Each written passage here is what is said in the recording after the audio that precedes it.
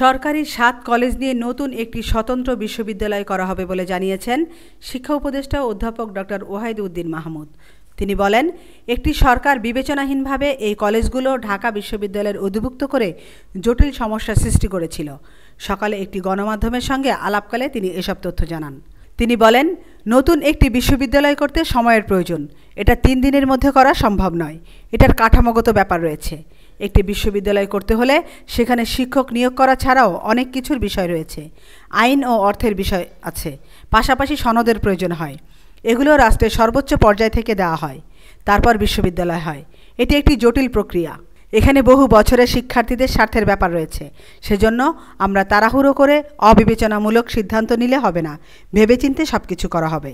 আমিনা ইসলাম, news desk, আজকের সংবাদ।